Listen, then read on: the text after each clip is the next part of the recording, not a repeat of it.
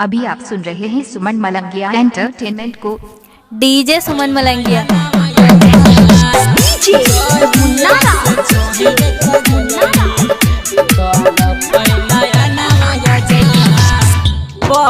याद यहाँ तोहर तोरा पैछे मन माया जा, तोरा पैछे मन माया जा।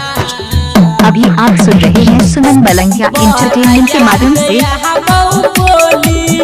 तोरा पैछे मन माया जा, बड़ा याद यहाँ तोहर तोरा पैछे मन माया जा।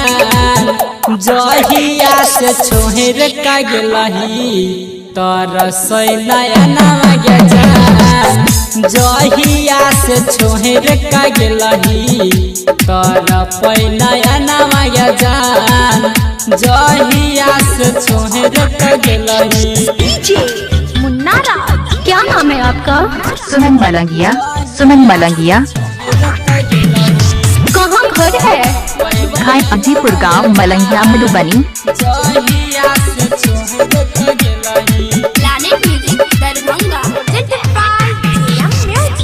हमारा जिंदगिया में दिलही जहर गे, तोरे चलते उजर गेलई जान हमर घर गे, जान हमर घर गे।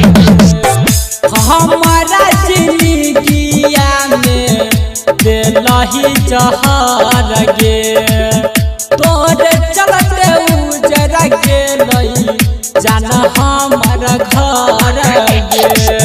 टूटा गेलै हमर सुना सोचल सपना माया जान, टूटा गेलै हमर सुना सोचल सपना माया जान। जहिया से छोहर का गेलही तोरा सैलाया माया जान, जहिया से छोहर का गेलही तोरा पैलाया माया जान, जहिया से छोहर का गेलही। क्या नाम है आपका? सुमन मलंगिया। सुमन मलंगिया कहाँ घर है?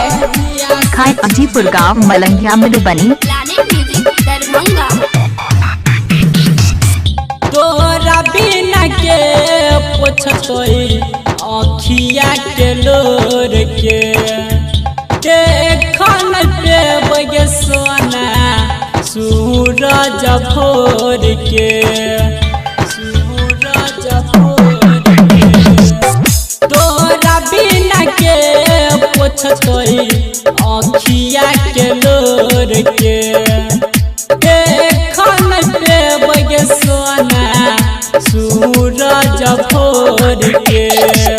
रहमन जिया दब के लागे नहीं छै मन माया जान, ऋषि राज के लागे नहीं छै मन माया जान।